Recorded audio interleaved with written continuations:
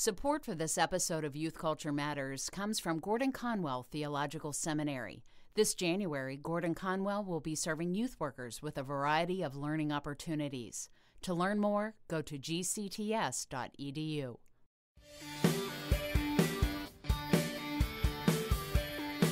Drug and alcohol abuse is nothing new to youth culture. Sadly, it's been a part of the teenage experience for a long time. While anti-drug efforts have yielded a decline in the use of some drugs, the usage numbers on way too many drugs are on the rise. And not a day goes by when we don't read another sobering statistic or sad story related to the abuse of opioids or heroin. Today, kids are engaging with drugs and alcohol for a host of reasons. What is it like to work with a young person who is addicted? How can parents handle and navigate the horror of watching a son or daughter spiral down into the grip of drug and alcohol addiction? And what should we do as youth workers when these things visit our families? Stick with us as we hear a compelling first-person story of heartbreak and hope from our good friend Alan Jackson on this episode of Youth Culture Matters.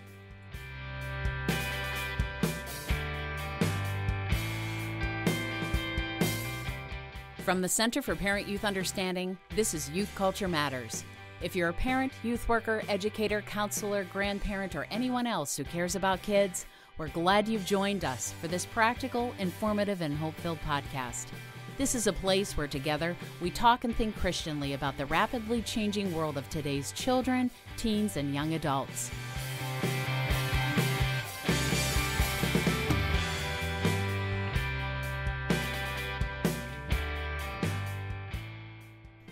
Pretty excited today to have Jason Sochanek back with us. Jason's been on what do we call it, Jason? A grief leave? Yeah, grief hiatus. Yeah, grief hiatus. You want to tell us what you're so broken up about? Well, it's the U.S. men's soccer team not making the World Cup. It changes who I have to cheer on. I mean, World Cup is one of the best events, and now I have no team to cheer on. So it left me in a state of grief and frustration. No team to cheer on. I like that. Welcome to the world of the rest of us here in terms of what we think about soccer. But the World Cup, I mean, it's the World Cup, and billions of people participate in the cheering of their teams. And we, as a country of 300 million, do not have a team to cheer on. That's actually quite sad. Maybe it'll be a wake-up call that we finally stop putting so many resources into this so-called sport. All right, we're going to have to stop the conversation here because we're going to lose listeners if we let Chris hijack this thing. Or what will happen is it proves that we actually need to invest money into this and have a much better plan. Yeah, well, here's the deal. I will just say very quickly that was why we took a little hiatus. Not really, but it's good to have you back, Jason. Yeah, it's good to be back. Yeah, boy, a lot of press. It's been interesting to read in the follow-up since then about what people think. I mean, some pretty nasty stuff soccer fans are writing. So, yeah. Yeah. Hey, listen, I just want to mention quickly that we are really, really grateful to Gordon Conwell Theological Seminary for sponsoring this podcast. And Duffy Robinson and I have some things coming up there. Are you aware of what these things are, Jason? Yeah, I think one of them. Yeah, you have something coming up around sexual integrity, which I think sounds really, really great. Maybe you can talk a little bit about it. Yeah, we just want people to be aware that in January, we've got 3 things happening up there over the course of 2 weeks. Duffy and I will be teaching a master's level class on theology and principles of dynamic youth ministry. It's a modular. People can get in on that and have credit transfer to their institution. That's going to be a fun time. We're going to end that class on a Saturday, a full day of youth worker training. That's actually going to be opened up to the community up there in New England or anybody else who would want to come for parents and youth workers on the topic of nurturing the soul of today's youth. We've pulled in some good practitioners from New England to help us with that. And then, as you mentioned, the week after, from January 15 to 18, we will be leading a youth ministry symposium on facilitating traditional biblical sexuality in a changing youth culture. It's going to be limited to 25 people and very intense and practical as we work together to discover how to promote traditional biblical sexuality. So thanks to Gordon Conwell for that. Today, that's great.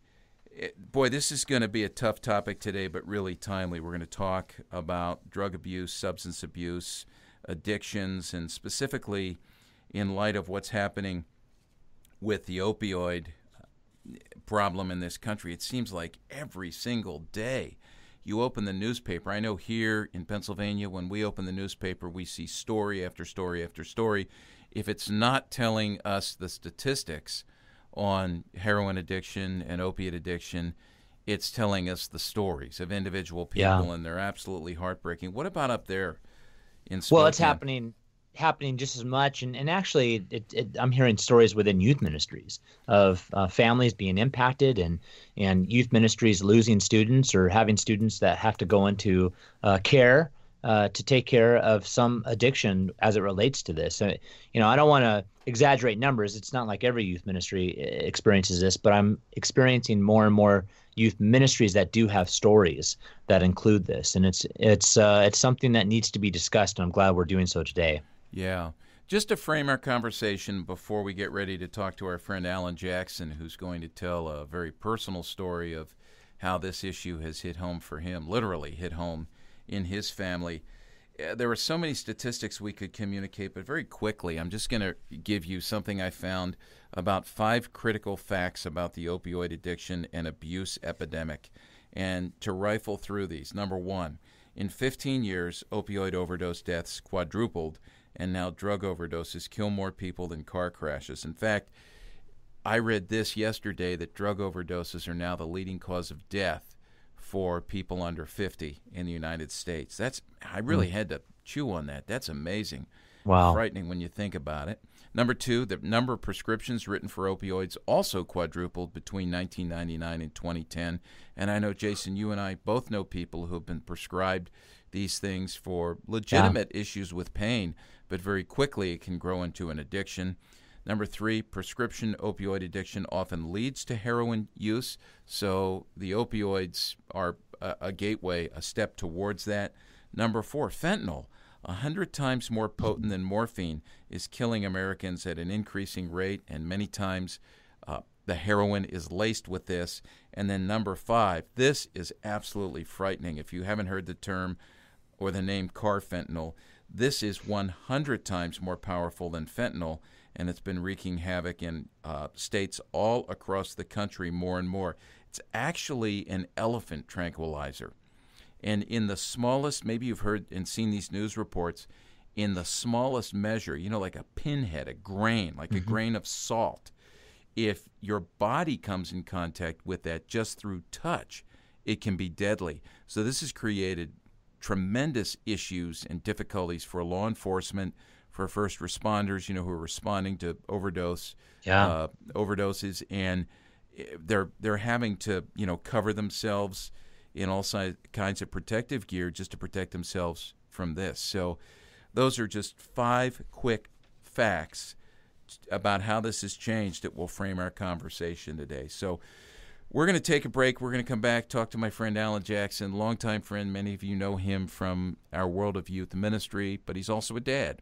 And he's going to give us some details on his own story, what he and his wife Judy have walked through in their family, and then from the perspective not just of a parent, but from a youth worker's perspective, give us some ideas as youth workers on how we can best respond to this. So stick with us, and we'll be right back.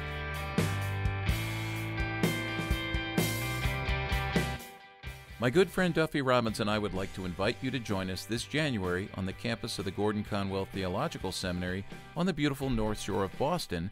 During the week of January 9th through 12th, Duffy and I will be teaching a master's level class on theology and principles of dynamic youth ministry.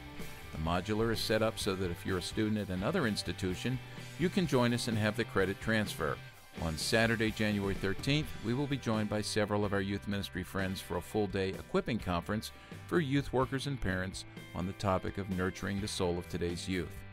And from January 15 to 18, we'll be leading a youth ministry symposium on facilitating traditional biblical sexuality in a changing youth culture.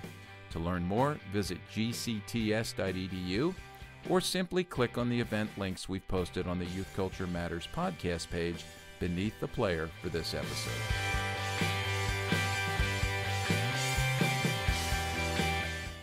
Well, one of my longtime friends in youth ministry is Alan Jackson. Alan and I have known each other for years. We cross paths every year, several times at conferences and conventions, and I've had the opportunity to be a part of what Alan was doing for many years in New Orleans at New Orleans Baptist Theological Seminary, as he was teaching youth ministry down there and running YIMI, right? Yeah, what's YIMI? You explain to us what that is. I mean, it's still going, right? Yeah. Actually, it was more out of the acrostic, why am I? Oh, why am I? Oh, that's right. So YMI Youth Ministry Institute, research arm. We raised money for youth ministry research, but also for student scholarships and mission projects and that kind of thing. So becoming an institute within the seminary gave us a little bit more power to raise money. And so that's kind of where we went with that. Did research project on media literacy, did one on anger management. So we were trying to do some stuff, more boots on the ground, local kind of stuff with real youth ministers. Yeah. And I apologize for messing that up there. We have another friend who had an organization at another seminary called YIMI, the Youth and Ministry Institute. So look, I'm sorry. There's nothing like when someone messes up the acronym. And we've had that happen here all the time because we're known by CPYU. And it's especially fun when the person up front who's introducing you to do something from CPYU as a board member, and they get the acronym wrong. So we've had that happen. Well, you remember when the Youth Ministry Educators was the Association of Youth Ministry Educators, AYME, and then they dropped the A, so it was just YME. Yeah. And YME was pretty appropriate. A lot of people ask that in youth ministry, right? Exactly. Yeah. After about a week of doing youth ministry, getting your first paycheck, why me? Well, Alan, I'm really excited to have you here because we're really not going to talk at the outset about youth ministry, but we're going to get really personal. And you've been gracious with a blessing of your family to be able to open up and talk about an experience you guys had that you walked through over the last several years. I've known your family for years, so there's that connection here for me where I think it's quite compelling. But I'd love for you, as we talk about the drug crisis here in the United States, to share with us, and Jason and I are going to pick your brain about this, share with us a bit of the story of what happened. Sure. My wife and I have been married 35 years, coming up this next May. And we were blessed with 2 children. My son Aaron was born in 1988, and my daughter was born in 1991. And so you can do the math on the ages. But when Aaron was in high school, he was at a Christian school. He was an athlete. He was very focused. And with athletes, they drug test them constantly. So there was a sense that he was behaving himself. We knew that occasionally he drank some with his friends, but it was nothing that we felt like was out of control. In 2005, he was a junior in high school, and my daughter was a freshman in high school. And we had a weather event that came through New Orleans that kind of disrupted some things. And so when Hurricane Katrina put 5 feet of water in our house, we had to evacuate to Baton Rouge. And we lived in Baton Rouge for the next year. It took them a year to rebuild our house. And after that year, we moved back to New Orleans. The untold story of the evacuation, I think, Walt, we did some blogging even back then with just some of the unintended consequences, the didn't see that coming moments with Katrina. And one of them was that the places where people evacuated became very provincial, and their willingness to allow participation on teams or in choirs or in student government, those kind of things, the refugees were sort of in a different category. And so even though Aaron was all district in New Orleans, he wasn't given a spot on the team in Baton Rouge. And so he had way too much free time on his hands. And he discovered Oxy in Baton Rouge. They called that hillbilly heroin down here. And so he discovered Oxy in Baton Rouge. We did not know about it.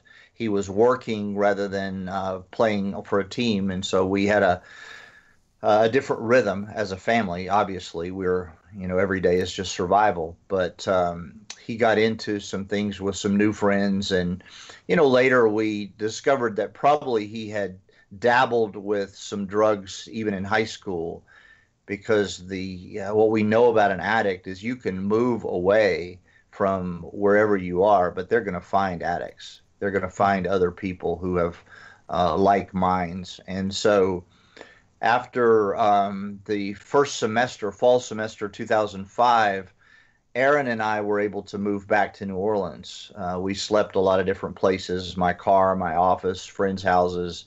Finally, in April, we got an apartment, but we moved back so that he could play spring baseball. And so once again, he was under the discipline and drug testing of a high school sports program. And so it sort of went underground probably for the next 3 years. And he went to college on a baseball offer, tore up his shoulder, couldn't play baseball. Basically, he said, if I can't play baseball, I want to go to a real college. He was playing at a small Division III school and transferred to Louisiana State University in Baton Rouge. And LSU is not known to be a place of discernment and reason.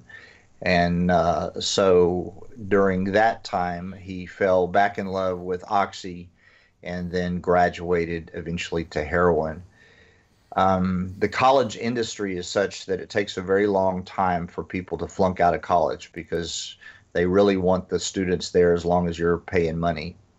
And so it took us about 2.5 years to understand that he wasn't going to class, despite the fact that he said he was.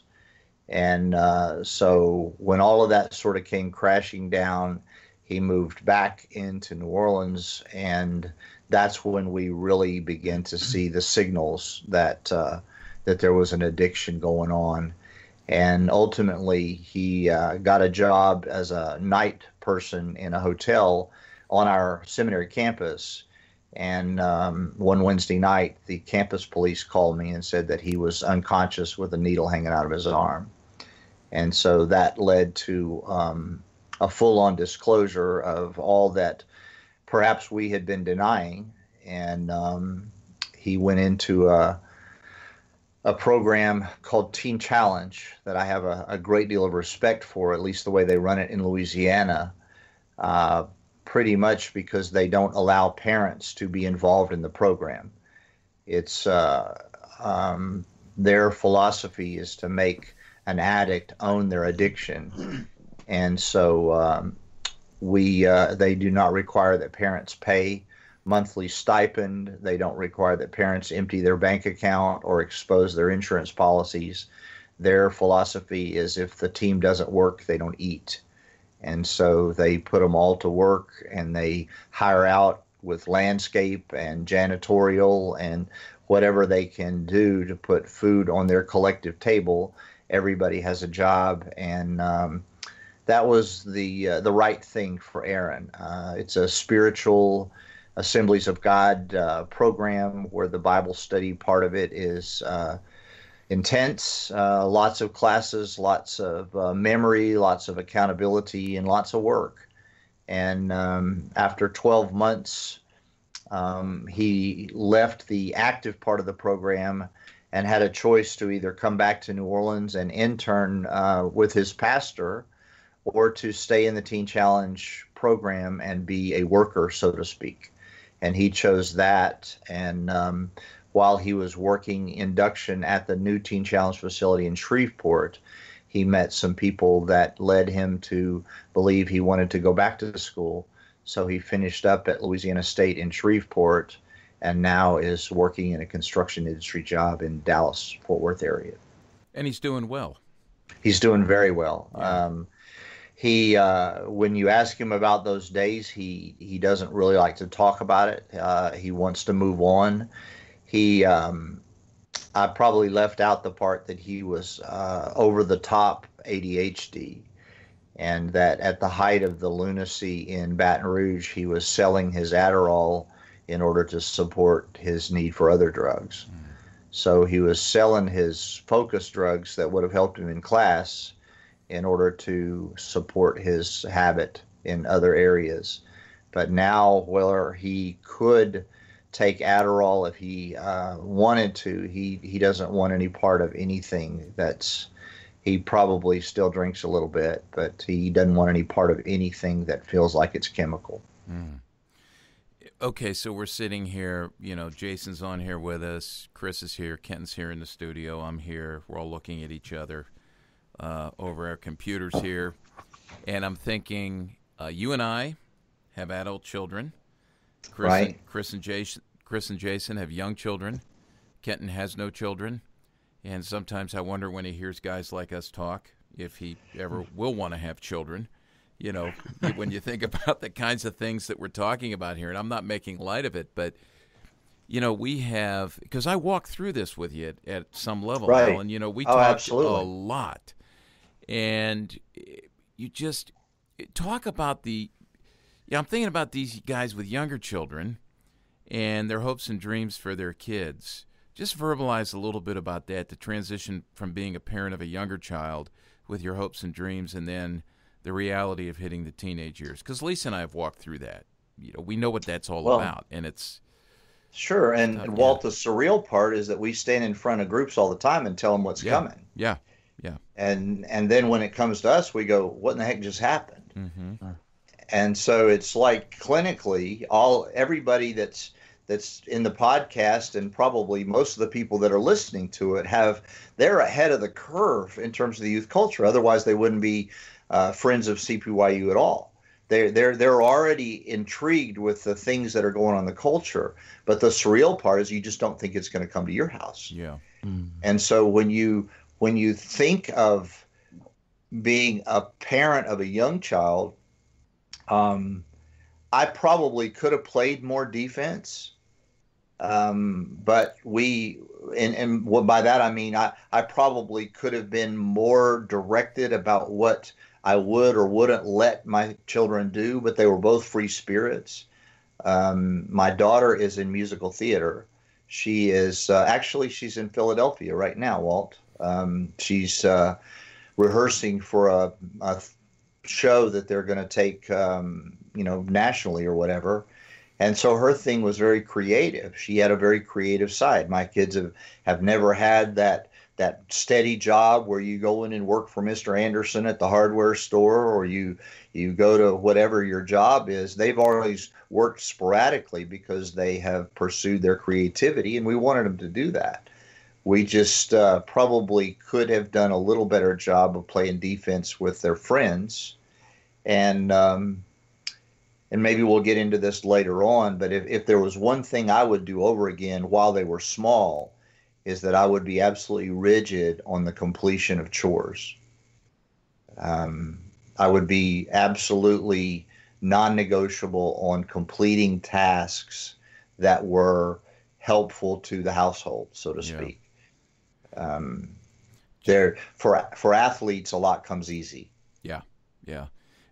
Just as an aside here, I'm thinking about this. Here you are, you're looking in the rearview mirror, you're thinking about what you would do differently.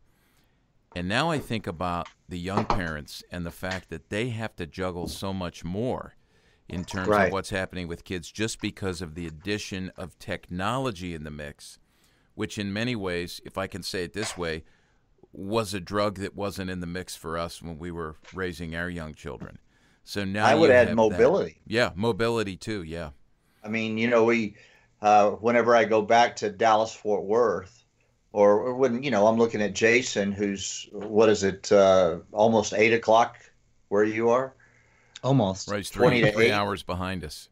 So the idea that and I was talking to the Jason, you weren't here, but I was talking to a guy that I'm beginning to mentor, and he plays for a professional sports team, and he talked about the teams in their league or in Spokane and in Toronto and in Vancouver, and who would have thought that a sports team could just get on a plane and go for one game 3,000 miles away.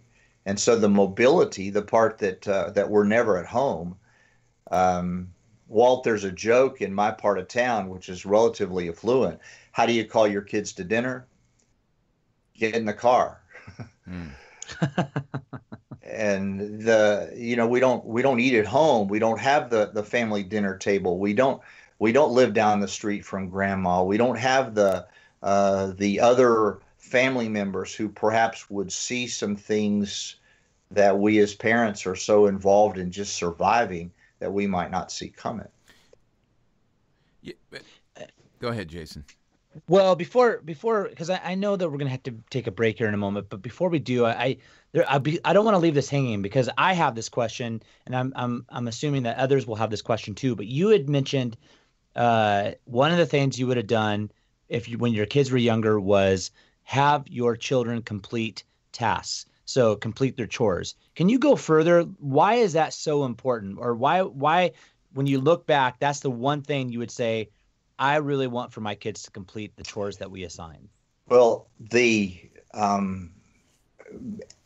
what I see is the incubation of addiction, at least partially, is the idea that we get something for nothing. We get something quickly. We have instant gratification.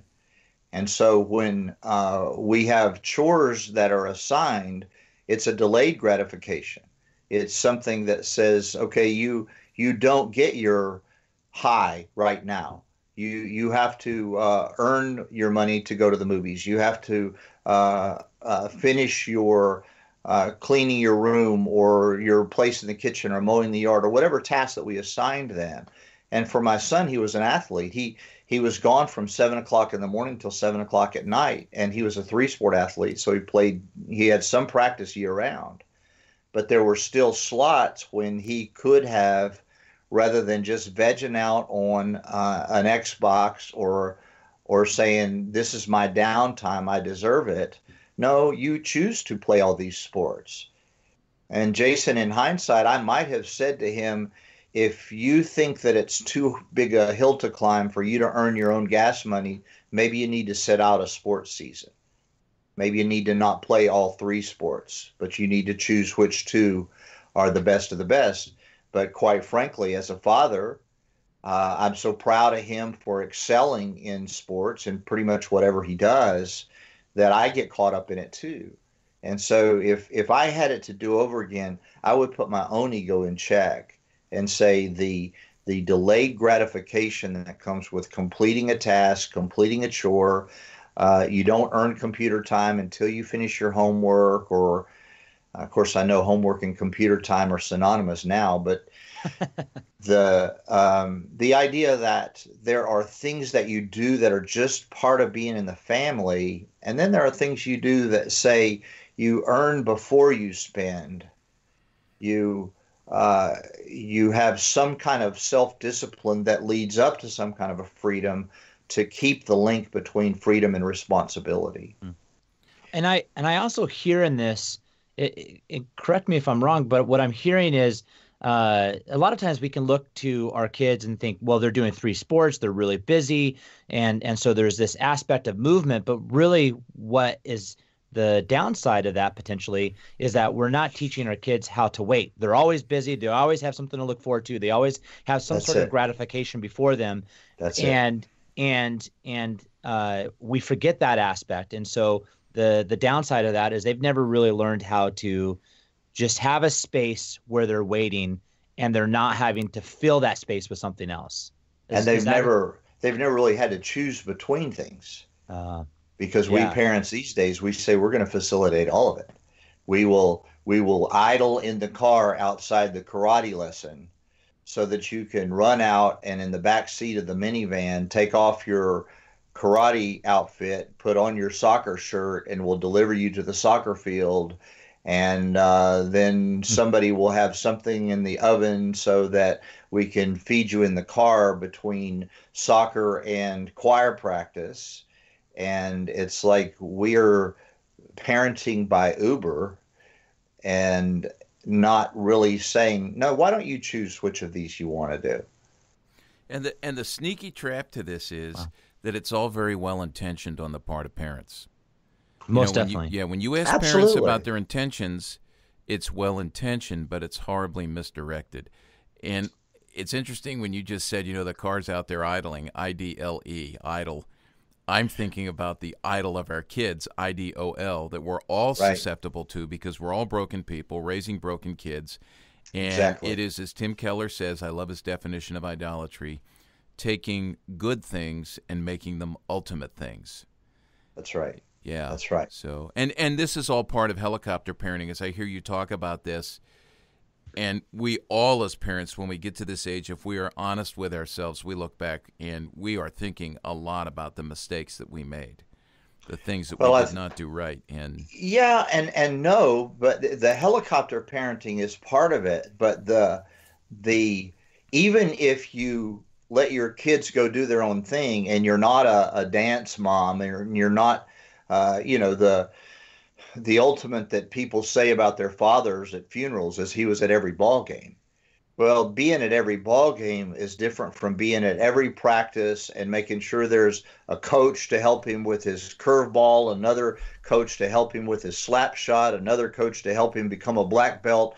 It's like there's also an outsourcing of parenting that we do rather than just humbly saying, I think maybe we don't need to do all of this. Why don't we together as a family choose which is going to be the best for you, both now because you enjoy it, and then as parents we bring in the dynamic of, and this may add something to you later on. The parents who say, if you start a sport, you're going to finish one season of it. I'm not going to let you quit in the middle of it. The parents who say, I'm not going to go be your advocate before your teacher because I don't think you are in the right in this thing. Whereas I know even as a professor at the seminary, I'm teaching master's students and I got letters from parents. And I'm going, nah, let it go. It's time to let that go. It's your son's earning a master's degree. Let him be on his own. Yeah. Well, we're going to take a break here. When we come back, we're going to be talking about some practical guidelines for youth workers and parents. I want to probe that a little more with Alan. And I will let you know that on our podcast page for this episode of the podcast where we're interviewing Alan Jackson, we will put links at the bottom to some handouts that we have here, some free downloads that will be helpful to you as parents. They'll be helpful to youth workers. They're things you can pass on to parents related to the topic of substance abuse. We have a handout on the stages of addiction. We have a handout on the signs and symptoms of teen alcohol and drug abuse. And then a handout, a trend alert titled, My Child is Abusing Drugs and Alcohol.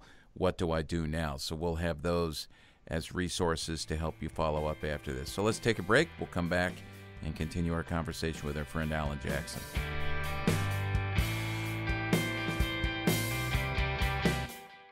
I'm very excited to tell you about a new resource we've just launched here at CPYU. Just Add Parents is a series of ready-to-use parent meetings that feature 3 10-minute video teaching segments, each followed by a time for guided small group discussion. Youth workers, Just Add Parents is perfect for use in your parent meeting or a parent class. The teaching content is not only designed to inform parents regarding pressing cultural issues, but to equip them to respond to these unfolding realities in a gospel-centered, practical manner, all with the goal of helping you help parents lead their children into believing and behaving Christianly in today's rapidly changing culture. Each Just Add Parents meeting includes video teaching segments, PDFs of discussion questions, and other handouts. You can order Just Add Parents as either a download or on a thumb drive. I'm happy to announce that the first installment in the Just Add Parents Parent Meeting series is now available, and it's titled Tech Sensible Parenting. If you want to help your parents understand and respond proactively to kids and technology with a Just Add Parents Parent Meeting, you can learn more on our website at cpyu.org.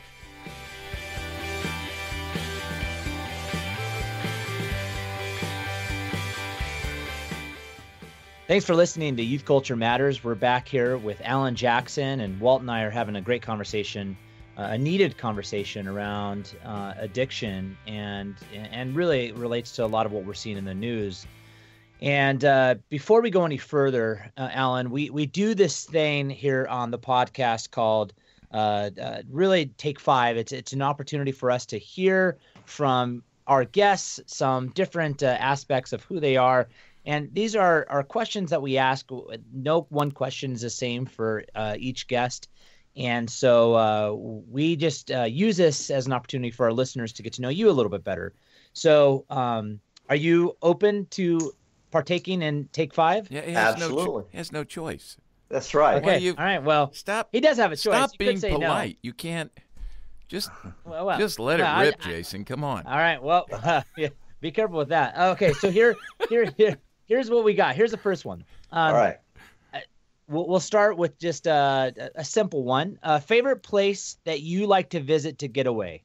Can be local, it can be international, it could be somewhere else in the States. Colorado.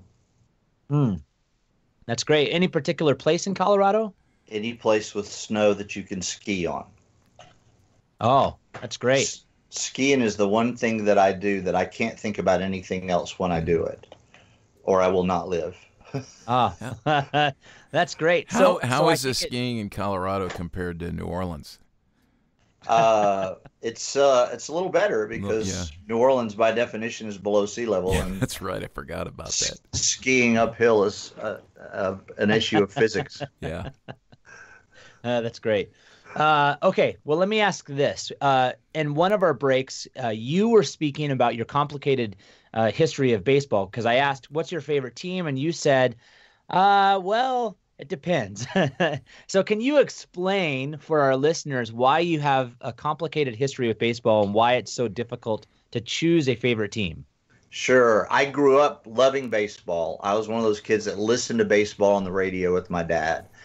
The first baseball game I ever went to was the Colt 45s, the Houston predecessor of the Houston Astros.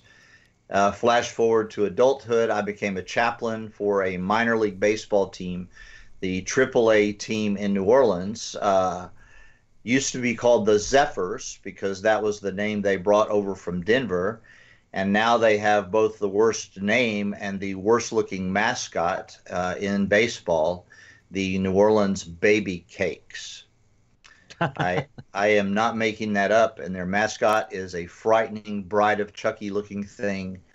So our minor league teams are affiliated with major league teams on a contract that sometimes is renegotiated and sometimes it's not renewed. And so when I first became a chaplain, we were with the Brewers, and then the Astros, then the Expos, who became the Nationals, and then the Mets, and now the Marlins. And then to further complicate, I sort of keep up with some of the guys. And so as they disperse to other teams, like the Cubs, the Blue Jays, the Dodgers, the White Sox, now Tampa Bay, St. Louis, I kind of keep up with those teams as well, just looking at the box scores to see people I know. Yeah. So does it ever happen? I'm sure it does, but you have two teams with two players that you really like, and so you in between innings have to change your hat. Yeah, last year, 2 years ago, one of the two of the guys in the same Bible study with me, one of them was playing for the Cubs and one of them was playing for the White Sox. And so even the crosstown rivalry. Yeah. Okay. All right. That's fun. I know that rivalry well. Yeah. Being in Spokane and all. Oh yeah, being in Spokane and all. Let me ask this: what's one word if you could choose a saying from the past? So it could be a word or a saying from the past that you would like to see come back. An old lady who was a friend that was really crusty. The favorite saying that she had is, "You can't teach class and you can't fix stupid." I would like to see that come back. I don't know why I'm thinking of Larry the Cable Guy right now. He just popped into my head. I don't know whether that describes him or something he would say. You can't teach class and you can't fix stupid. All right, I like that. Okay. How did you come up with that question? I just have to pause right there because that would have been paralyzing to me. I'm impressed that he came up with an answer for that so quickly. All right. Yeah, it was. That's excellent. Well, my other choice was the quote that's been wrongly attributed to both Mark Twain and Abe Lincoln. Better to keep your mouth shut and let people think you're a fool than to open up your mouth and remove all doubt. That would be my other favorite. Now, that's attributed to who? It's attributed to Mark Twain and Abe Lincoln. Neither one of them said it. Oh. A guy named Maurice Switzer actually said it, but nobody remembers who he is, and I have no idea who he is. He used to coach the Oklahoma Sooners. Yeah, probably so. Yeah, but his advice didn't work with Barry. Oh, so, but it's also in Can't Proverbs. Fix stupid. Yeah. All right.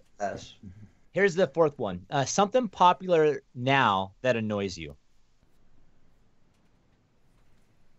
Something popular now that annoys me. Yeah, Kenton's got his fidget spinner in here. These things are so yesterday. Come on, frivolous tattoos. Oh. So wait, can I imply then that tattoos with meaning are okay? But I understand somebody putting their child's name on their arm if they are praying for them or if they passed away. But when you're in the grocery store and the lady has Bernard tattooed across her chest and you go, "Who's Bernard?" And she said, "That's my ex-boyfriend." And I go, "That didn't work out." I'm just stuck on the picture of someone in the grocery store with Bernard on her chest, and you're seeing this. How? Hey, you can't unthink this stuff. Yeah, okay, all right. Okay, here's the last one. I was trying to think of the best way to ask this, but I think I landed on the right one. So you've known Walt for how many years? I knew it had to be. A lot. Okay. So you've gotten to know some of his unique traits, some of his unique styles. You've gotten to spend time with him. So I would be curious if you were to choose a genre of music and a name that Walt would go by if he were a pop star, if he were some sort of musician. What category of music would he sing in, and what would his name be? Wow. Well, I think classic rock is probably a given. Okay, classic rock, but it would have just been rock and roll back then. Yeah. So. Yeah. Well, with Walt, it's always been classic. Thanks for joining us, folks, on this episode of. Like a stage name? Yeah. What would his stage name be? We could have a contest for this. This would be good. So are we going to go Walt's Clearwater Revival or Walt Jovi, or where are we headed with this? Well, like Bono, it's a stage name. That's not his real name. The Edge. Meatloaf is already taken. Meatloaf is already taken. Walt is a lot like Prince. He doesn't really need a last name. I mean, when you talk culture, you just say, "Hey, you know Walt." Actually, yeah, he'd be the artist formerly known as Walt Mueller. Yeah, I keep waiting for CPYU to have a symbol. All right. I got to say thank you to Alan on this, because I know where Jason was hoping this would go, and you didn't take it there, Alan. You are a true friend. Jason. Well, if you're a listener, there's still plenty of time for you to give opinion, give thought, and I know some of our listeners have even sent gifts in the past, so I'm going to avoid any reference to Barry Manilow. Yeah. Oh, boy. You just broke that rule. Well, there you go, Walt. Yeah. Hey, can I throw something? I got to go back to the Houston Colt 45s, because when we started to talk about these guys just giggled here being younger, But, 1962, and two of the classic baseball names that I remember from back then were on that team. Bob Aspromonte. What a great baseball name. Bob Aspromonte and Joey Amalfitano.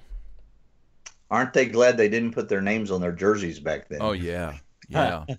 And they both went on to hold high positions with a mom absolutely. in northern New Jersey.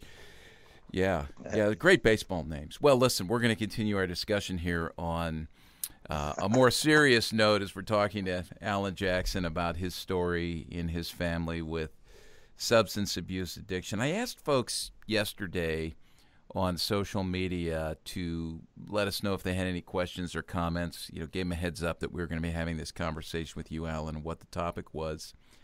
And somebody wrote this to me. I thought I'd just read this to get everybody thinking. He's a volunteer firefighter. He says, "It is devastating what this is doing to our culture. As a volunteer firefighter, I unsuccessfully work on teenagers and adults who die from an overdose, mostly heroin. It is tragic each time and makes me numb every time we leave the house of a teen who has passed from an overdose. It impacts us all because in the final analysis there was nothing we could do to save them. Thanks for tackling the issue on the front end before it's too late." Alan, I really appreciate you and your vulnerability, because we've learned that people who are willing to tell their stories can help those of us who maybe are still raising kids or on the front end of this in youth ministry, help us write our stories, I trust, by God's grace, in good and positive ways. So, Jason, you had a thought and a question during the break that I thought it would be good to share and talk about. Yeah. Well, something that struck me as you were sharing your story, Alan, was you had both of your kids went into a Christian school. And one of the things that I find often is this isn't always true, but this does happen. Parents place their kids in a Christian school in order to protect them from everything else. And then what ends up happening is I find that many of those parents turn a blind eye. One of the things you had said is that there were signs. And there have been multiple conversations I've had with parents and say, well, that might happen in the public school, but that's not happening here, and that's not my son or daughter. Sure. So what might you say to a parent that finds himself in that situation? How would you handle that conversation with a parent that says, no, the whole reason I have my kids in this school is to protect them? Because I encounter this often, and so I would love to hear your thoughts on how you might respond to that parent now. I would ask them about their Christian school. I would ask them if discipleship is going on there. A lot of times a Christian school is perceived to be the place, and we kind of laugh because it's not only we want them in that environment. In some public school systems, we kind of want them to learn how to read. And where some public school systems are perceived as so negative, it's a great social experiment for Christian parents to have their kids in the public school system in order to try to be salt and light. But at the end of the day, they would like them to be able to do rudimentary math. And that's not happening always in the public schools. So part of the motivation is to say, do I really want them to be insulated from the negativity, the some of the things that are stereotypes, and I think sometimes unfair, because I don't think it's any more fair to say in a blanket instance that public schools are infested with drugs and Christian schools, private schools are drug free. I would go another layer. There are some public schools where by providence or coincidence there's just really good leadership, and there is mentoring and discipleship that's going on, even in some cases Christian discipleship. And so I wouldn't put that blanket on. But to your point, we did assume that with chapel and with Christian influence and with the fact that his coach was not one of those profane kind of, well, I mean, all coaches probably have a little bit of it, but by and large, there was a sense that we want you guys to do the right thing. Mm-hmm. They weren't, and so, yeah, we were probably lulled to sleep just a little bit, but in the time that has come since, I would probably say to parents, just ask a very simple question. Is your child being discipled at school? Is there someone who has come alongside of them and is pouring life on life, the same kind of things as you are? That's more of a preventative than just to say they're in the Christian school. And you're right. We made some assumptions that drugs didn't get in Christian schools, but they were. Of course, they are. It's some more than others, but of course they are. Yeah.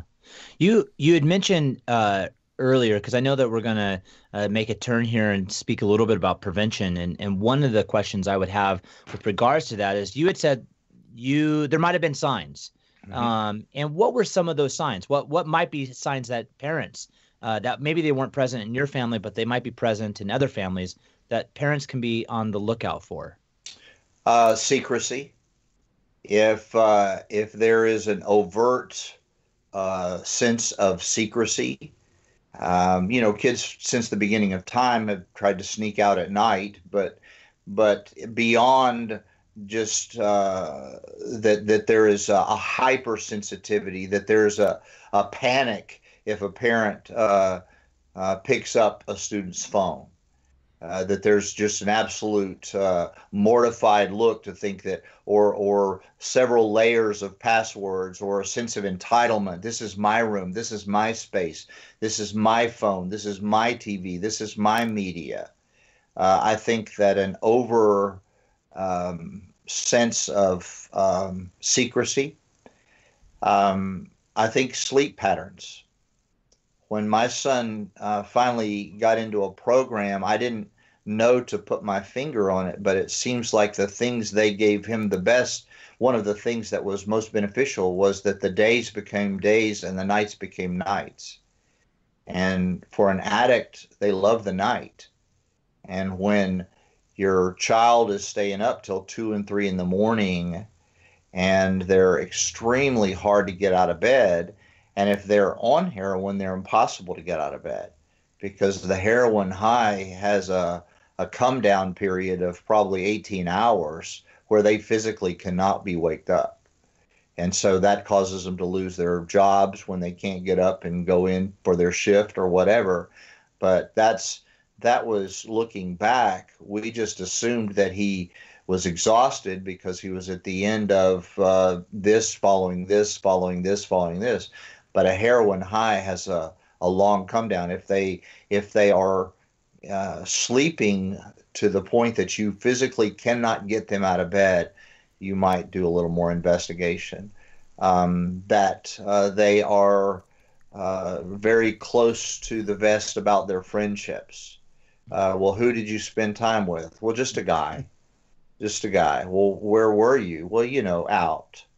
And if there's this vague description that's ongoing, I expect it now and then. But if that's the rule rather than the exception, it would be a signal. Another signal would be when we catch ourselves as parents make an excuse. Oh, well, maybe his biorhythm is just not to get up very early. Maybe he's just trying to be his own man with his friendships. Maybe he's just trying to get out from under a shadow of a parent that may be known in the community. Maybe he's just, and we hear ourselves with the rationalization that is, in fact, enabling. Yeah, we don't want to believe it. We don't want to go down those roads as parents. Let me ask you about this, Alan. As you and Judy walked through this, as people in ministry, as a leader in student ministry, what about what you thought about how people were looking at you? Did people look at you differently? How do you handle the issue of shame? Because I think we default to that. Sure. Well, on the one hand, nobody wants to say, hey, this is my kid, he's on drugs. I don't think my son would mind me telling this story. He had a community service aspect of one of his incidents. And we were on our way to church one Sunday morning and passed a trash cleanup crew on the interstate in their coveralls. And sure enough, there was my son. Oh, look, that's my boy. I'm so proud. And probably that's not where we want to go. But a minister has a heightened sense of shame, because then people start bringing out the scripture passage that says, if you can't manage your own household, how can you manage the affairs of the church? And so for me, the greatest tool was disclosure. Hey, this is what my family's struggling with, and if my position is compromised for it, so be it. And I was fortunate, and it was a little odd. Walt, you knew that we lived on the seminary campus, and the seminary campus is an institution that's a drug-free area. And so I didn't really have a choice. At the end, when Aaron went into rehab, they said he's violated the drug-free, the no tolerance. He has to leave. If he's going to live with you, you have to leave. And so as a professor living on the campus, it wasn't something that I really could keep secret, because my son was no longer allowed on the campus. He was no longer allowed to be on the campus because he has violated a drug. Now, fortunately, his program was over a year. By the way, Jason, that's another tidbit. A 28-day program is a timeout. An addict can endure anything for 28 days. The real treatment program, at least in my experience as both a parent and a pastor, is 12 months. It's not 18. It's not 3 months. It's not outward bound for 45 days in the wilderness. It's a year, because 28 days is just a timeout. But to your point, Walt, the shame of it was just something we had to do. And the Lord really blessed us, because it seems like every time we told our story, there were more parents that were strengthened by the fact that we did. And I just said to my church, if you need me not to lead in the church because you're going to dwell on this passage in Timothy, then I think there are some hermeneutics problems with that. But if that's the way you feel, then I'll just have to step aside. I don't interpret it that way. I think we as parents have a responsibility to do the best we can. I think we can learn from podcasts and things like this, that we don't need to enable sin in our kids' lives. But our kids have this amazing thing called free will. And they, from the time they're 2, they take great delight in expressing that will. And if you're going to throw me out of the church for having a son who made some poor choices, I want to deal with the people whose kids scream at McDonald's. Control your kid. Our kids have free will. Babies are babies. Babies scream. Teenagers rebel. Boy, that was timing. Yeah, that was good. So there's a sense of the shame that goes only if we let poor hermeneutics deal with the scripture, or poor character guide others. It just seems like every time I talked about it, I helped somebody. As you get older as a parent, and I think as you mature in your own faith, you begin to realize that the greatest struggle facing our kids is the greatest struggle we face each and every day, each and every minute, second of every day, and that is our own brokenness and sin. Absolutely. And that, I think, is what you're talking about, that, to go back to what Jason asked about the Christian school, somehow we think we're removing our kids from the influences. They're still walking in and out of that school and walking around that school with the toughest thing they have to deal with, and that's their own broken selves. What about homeschoolers that choose drugs? Yeah. Oh, yeah, and that's happening quite a bit. You can't cocoon much more than that. Right. Yeah. Yeah, and so, I had a conversation last night with a couple. They told their story at this banquet I spoke at for this drug and alcohol counseling center, and somehow the conversation turned to our brokenness, and I shared with them that, think about the first parent, the perfect parent who had these perfect kids who were flourishing, our first parents, and they, as you said, exercised their wills and chose to go against their father. And so our kids will do the same thing. And the first parents were children who chose to exercise their own free will of God the Father. Yeah. I'm reminded of we had a guest several podcasts ago, but Leslie Leyland Fields, who had said something that I thought was really powerful, and she had talked about the difference between successful parenting, which is I think something we're talking about, versus faithful parenting, and faithfully stepping into it versus successfully stepping into it, and I think recognizing the difference between the two is something that for me personally has been really helpful, and I think that it's helpful in this conversation. But I would say that in terms of that faithfulness, that parents every now and then do need a reset. Sometimes we get so caught up in the spiral of the manic activity we talked about earlier, and even the ignoring some of the signs along the road, that it is helpful to have a reset where we go, okay, let me redefine what faithful parenting is. Let me go back to the scriptures and scrape away all. We just saw an article about Chili's reducing 40 items from their menu because they just kept adding things that other casual dining places had added, and before long they were drifting away from their mission of making hamburgers and fajitas. And so they've cut 40 items from their menu. I wonder if sometimes parents, churches, we need to cut some items from the menu in order to refocus on what it is to be a faithful parent. That's good advice. I still hope they have the baby back ribs. Yeah. Hey, call them. We're winding down here, and I want to get to one more thing before we call it quits here, because I think this is really important. And that is, Alan, from your experience as a parent and your experience as a trainer of youth workers, what are some takeaways? Can you give us 2 or 3 little bits of advice that would be helpful to youth workers about how to walk alongside parents as they go through this? Because there's not a youth worker who is, I mean, every youth worker is going to be affected by this, whether they know it or not.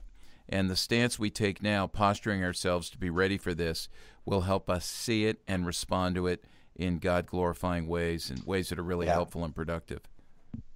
One, youth ministers are spiritual advisors, not drug addiction counselors. Excellent. Our threshold of competency is reached pretty quickly. With that said, when you are not dealing with parents who are calling you at 2 a.m. because their son has been found with a needle in their arm, take the time to investigate all of the possibilities. And I've learned different questions to ask. Investigate what would happen if you called the police. What would be the chain of events? Do you have intake addiction facilities that will sort of do the psych eval protocol where they'll bring them in for 36 to 72 hours, pretty much no questions asked, because the immediate is to get them in a place where physically they can be detoxed if they have to be detoxed, or be ameliorated for if the drugs are doing something physical, they need to be medically saved. But beyond that, parents want to know what facilities are available, what programs are available. Is this a $60,000 a year program? Are there grants? Do all the homework about that before that parent is sitting in your office. So you want to be a responsible referrer who you see yourself as the one who's going to connect the dots between the great immediate crisis need and something that will answer that need in the best possible way. And it changes often. It's you can't just one and done this. As a pastor or a youth pastor, you need to every 6 months or so be sure you're updated, and you're probably going to have to be, because there's some family that's in your office asking you. And the research you did on this Outward Bound program or this Teen Challenge program, this addiction facility is no longer in business. The insurance changed on this one. Your insurance changed. You have to have some referral FAQs at your fingertips, because these parents are in crisis. Yeah. And We just helped another family send a son to Teen Challenge in Louisiana. And the magic to their ears was that it wasn't going to drain their bank accounts to have him over there. Because some of the programs they looked at were 60,000 a year, 120,000 a year. And who has six figures to put into this? You want to throw up your hands and say, let the government have him. Yeah. So I would say have your referral FAQs ready.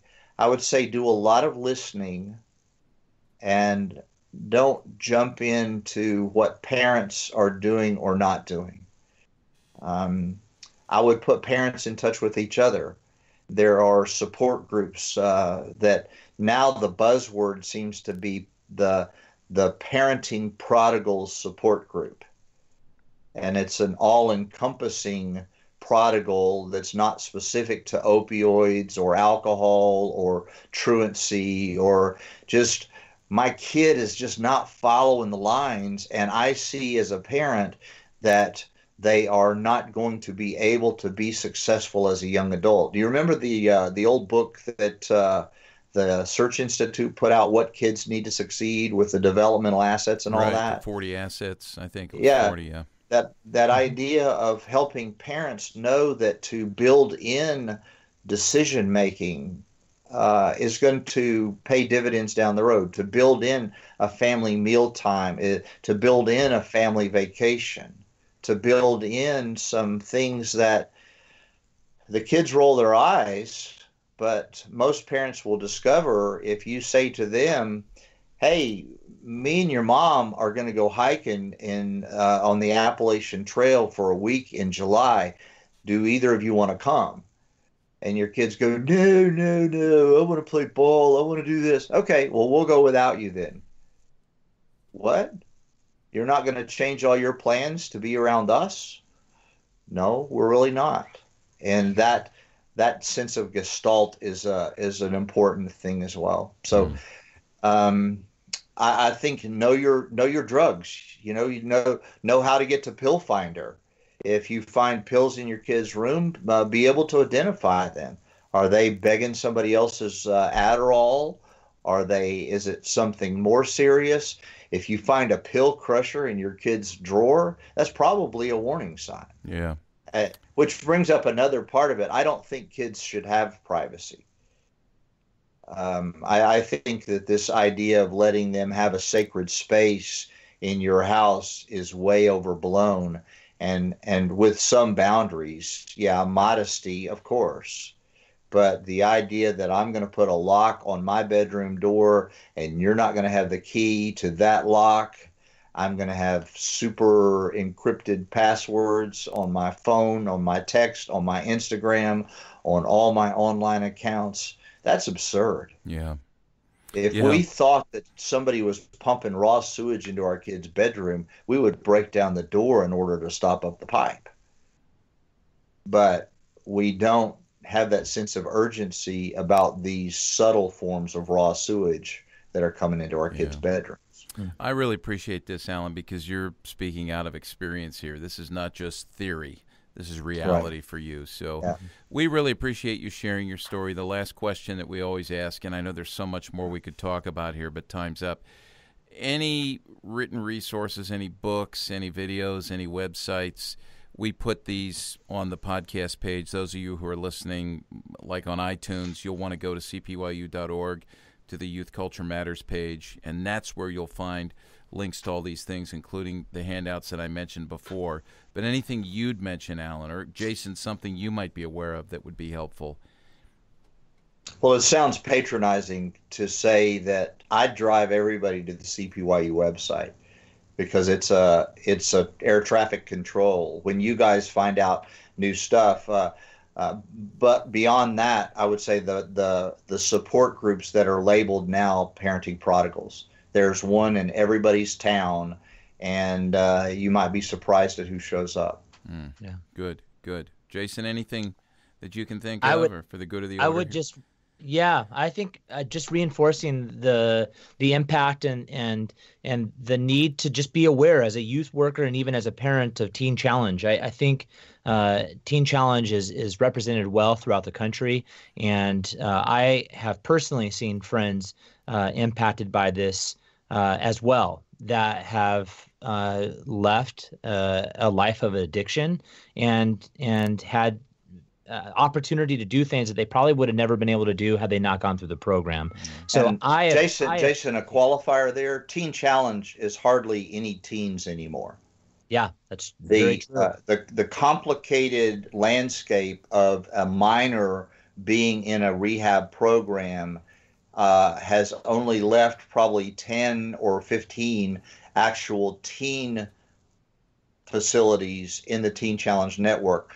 Most of their impact is young adults, and most of the addiction traffic I get is young adults. I don't hear a whole lot of my 16-year-old, my 15-year-old, my 17-year-old, because admittedly, when you walk alongside of parents, that's a whole different layer, because regulations and so forth have given so much restriction to what they're able to do.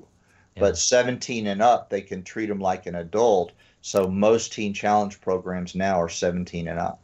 I'm actually really glad you said that, because each of my friends that has gone through it, they went through it in their early 20s. Right. So, yep. Yeah, that's great. So, yeah. Well, this has been good, and I really appreciate you guys being on. Alan, thank you. I know the thread that has run through this thing from start to finish that we all understand and we can never forget is that God is a God of great grace, great mercy, and God is a God who redeems. And we're thankful that in the midst of the brokenness and pain in your life, Alan, and your family, Alan, that's been evidence too, the evidence of God's grace. So thanks for sharing the story, and for all of you. Let me say one more thing, Walt. Sure. It is, for a man especially, it has been a great help for me, Walt, that you and I have walked alongside each other with our kids. It is a great help to have a friend who's not going to judge, who is not going to offer platitudes, but simply is going to offer support. And so thank you for that in this journey. Yeah, thank you. We have a good friendship. I don't know if people can pick up on that, but you know, when a Presbyterian gets into a good friendship with a Southern Baptist, it can be just awesome. So we've had a good time. Must be predestination. Yeah, it is. I think it is. I'm glad you admitted that. You're coming around, Alan. You're coming around. Well, thanks, folks, for joining us. Jason, thank you. And we hope that you'll be back next time for our next episode of Youth Culture Matters. Thanks for joining us for Youth Culture Matters, a podcast from the Center for Parent-Youth Understanding. If you'd like to learn more about today's youth culture, visit our website at cpyu.org. And if you have any questions, comments, or feedback, email us at podcast@cpyu.org.